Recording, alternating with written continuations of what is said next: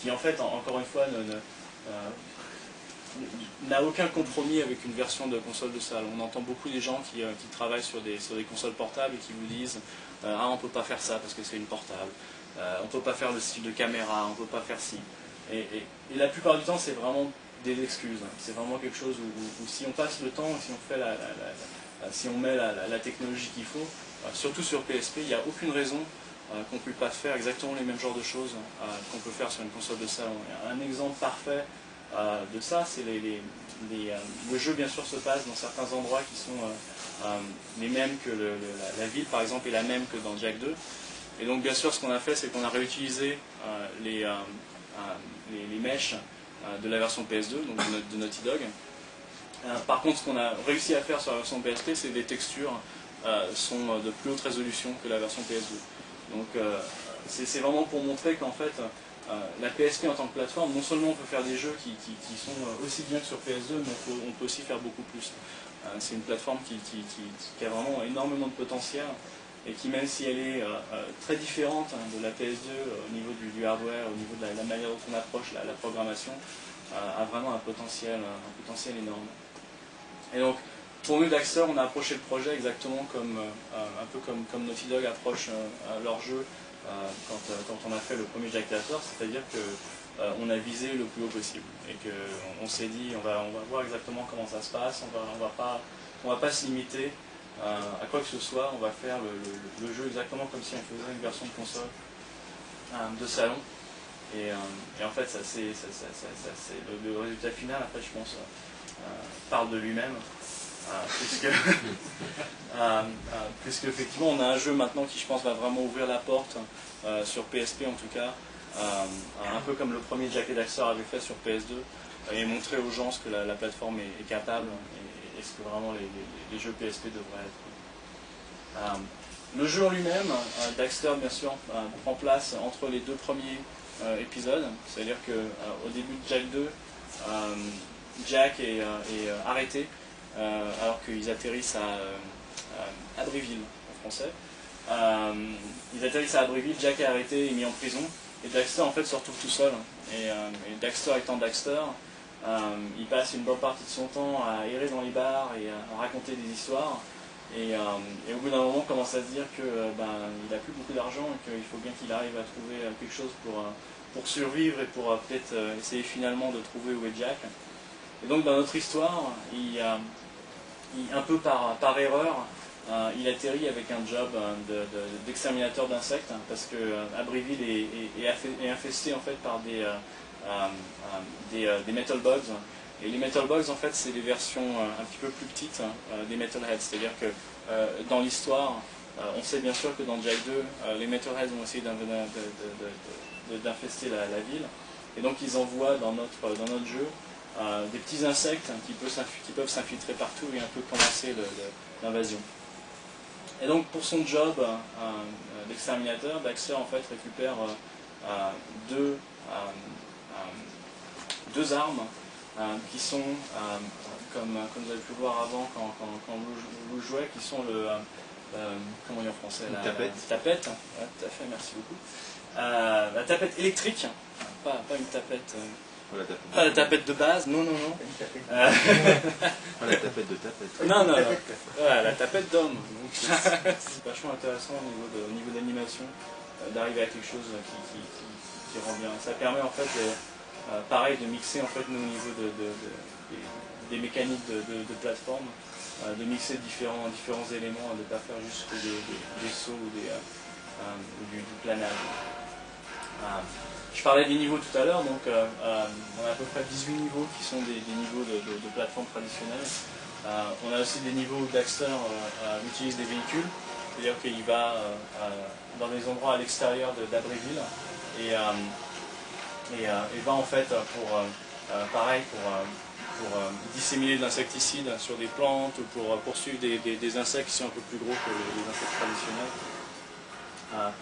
On a aussi bien sûr quelque chose qui a fait beaucoup de bruit quand on a montré ça la première fois, qui sont les niveaux de rêve, où Daxter en fait peut aller dans le magasin, là où Osmo travaille, et à l'arrière du magasin d'Osmo, il y a une chambre avec un lit, et Daxter peut donc va vous montrer ça c'est certains des niveaux qu'on a donc sur l'extérieur qui sont des niveaux de véhicules.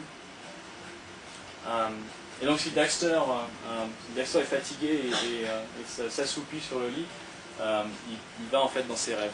Et c'est quelque chose qu'on a fait au départ en fait, comme un deuxième design du jeu. C'est-à-dire qu'on avait plusieurs idées pour ce qu'on voulait faire avec le jeu. On savait que Daxter allait être le personnage principal et que Daxter étant Daxter, il est toujours un petit peu... il pense toujours un petit peu qu'il est le grand héros et qu'il est vraiment la star.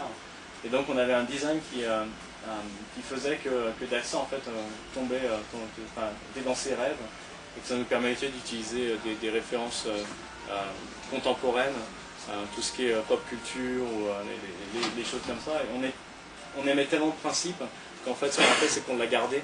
Et on a gardé ça comme des mini-jeux en fait, intégrés dans le jeu, qui permettent, quand il faut récupérer des orbes précurseurs pour accéder à ces niveaux-là. En fait, il faudrait leur dire pour du 100%, parce que là, le gameplay est ouais, parce que c'est des sauvegardes qu'on utilise, le jeu est complètement fini à 100%. Il manque en fait toutes les orbes précurseurs et les trucs qui ont déjà été collectés. Donc le niveau qu'on vous montre ici, il manque. Tu peux passer ton temps dans un niveau traditionnel et puis à un moment il y a une plateforme qui t'emmène ailleurs pour faire un petit niveau bonus et puis tu reviens au jeu traditionnel et ça permet un peu de couper le rythme et de proposer aux joueurs quelque chose de nouveau et quelque chose de fun. Bien sûr, comme je disais, quand on a montré ces niveaux-là pour la première fois, ça a fait beaucoup de bruit. Les gens d'ailleurs même en interne à Sony, la première fois qu'on a montré ça derrière Behind Closed Doors, tout le monde en fait adorait le concept. C'est quelque chose que tout le monde se rappelle, c'est effectivement très visuel. Et c'est encore une fois c'est fun, c'est vraiment quelque chose. Daxter est le personnage parfait pour faire ce genre de choses parce qu'il est un peu loufoque. Et donc il se prête tout à fait à ce genre de fun. Pour ceux qui connaissent la série et qui sont des fans, vous remarquerez peut-être que les ennemis dans tous ces minigames sont des personnages du premier Jak and Daxter. Daxter, bien sûr, est dans ses rêves, donc à ce niveau-là de l'histoire, il connaît que les gens qui sont dans Jak 1. Donc par exemple ici, les ennemis sont Ghaul, qui est un des ennemis du premier jeu.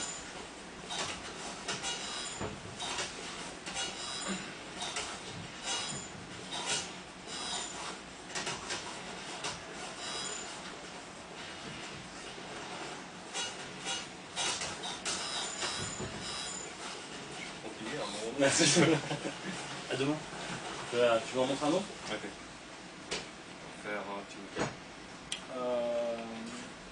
fais le deuxième, le premier niveau.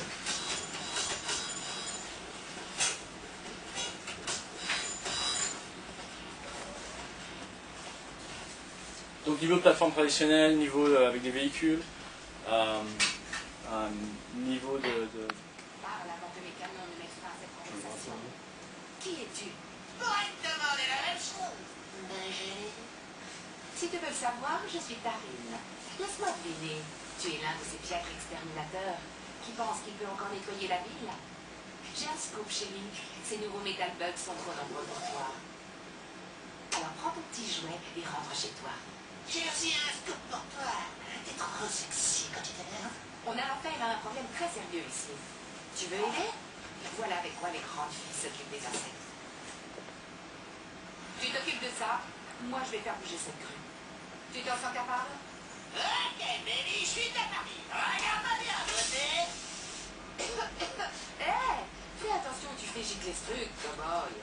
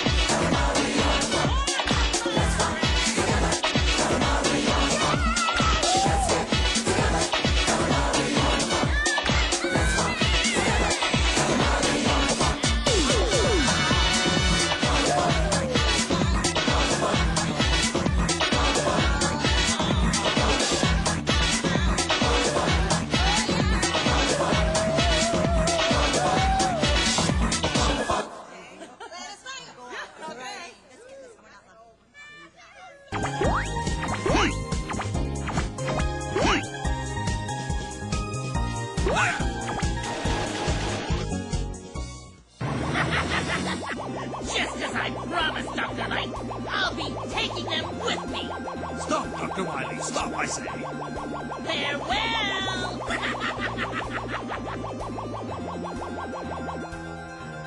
Wait! Stop! Dr. Wily! What insanity! Using my robots to conquer the world! Professor, my flame of justice will restore what's right. Fireman? All right. I understand. I don't like it, but sometimes such things must be done. I must make the necessary preparations. When water touches you, your power level goes down. On the other hand, absorbing flames powers you up. Really cooking!